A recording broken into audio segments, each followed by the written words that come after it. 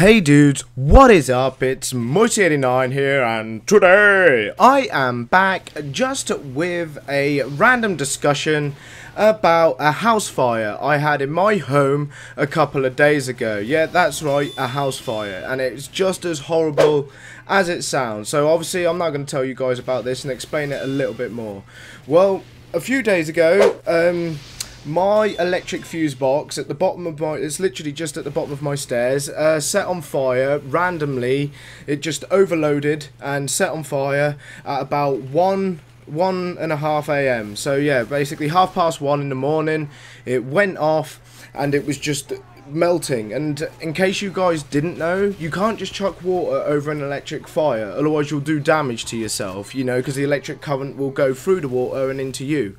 So that had me panicking. I ran underneath. The flames were getting bigger, going up the walls and up the stairs, and I thought I had a fire extinguisher. So I went underneath the sink in my kitchen to go find it, and it's not there. I don't know if one of my friends have taken it for a joke or just to use it or something, but it wasn't there. So I severely started panicking. As you can imagine, no fire in the house is very good, and the main reason I was panicking is because I had no way of putting it out. I had no fire extinguisher.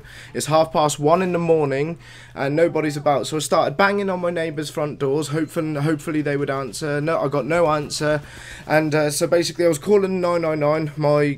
My wife Kaylee was calling 999, and I was basically got to the point of sheer panic, so I started screaming for help because like I really didn't know what else to do, and I was scared I was going to lose my house and everything. So I was screaming for help, and then some dude like who lives across the way, I've never even met him before, but he come running over. He goes, "What's the matter?" And I said, "We've got a fire in the house, I need help before it's all gone."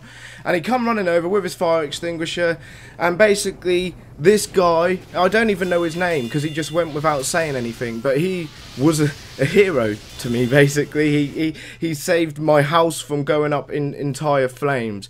Now, in case any of you guys are wondering, there's no permanent damage to anybody. I've got a couple of burns on my hands from the melted plastic and stuff because I was holding coats over the fire so my wife could go past with the baby, as obviously I don't want the fire and smoke to go anywhere near them. So I was holding it over there so to protect them. So I got a little bit of burn damage on my hands, but apart from that, I'm all good to go and everybody's safe. Nobody's had any damage. And the way that I see it is, yeah, we did lose a bit of damage in clothing and stuff like that, but things are replaceable and people are not. So at the end of the day, I'm extremely happy. I've still got my house, so I'm not homeless or anything, but it was an experience that I will heavily learn from. Like, for one, I will never ever live in a house, especially go to sleep in a house that does not have a fire extinguisher, and it's just taught me to respect fire and to make sure to prevent these sort of situations happening again. Obviously I've had the electricians out and stuff to go over my electrics to make sure this sort of thing does not happen again. But altogether, it's just a learning experience, and the reason why I want to share it to you guys is just to say to you guys as well, make sure you're safe. Make sure you've got fire extinguishers in your house. If you don't live in your own homes and you still live with your parents, make sure that they know that they've got working fire alarms and fire extinguishers in the house, so you guys never have to go through this situation that I went through today. It was absolutely horrible, and it was scary, and I'd never want to go through that again. Well, as this is a pretty dark topic and I don't want to end the video in a horrible place, I'm going to change the topic to something a little bit more nicer and happier. Well, something else happened a couple of days ago that's very important to me. My baby daughter Aria hit 6 months old. That's right, 6 months. I'll show some pictures here on the screen. You'll see her. I've took some pictures of her sitting in my computer chair and stuff, and she looks ever so cute. If you see really closely, look, she's got a dummy that puts a moustache. It looks like she's got a moustache on. Looks really funny. But yeah, it's been absolutely amazing 6 months being with her. She's bloody been hard work, but she's really awesome.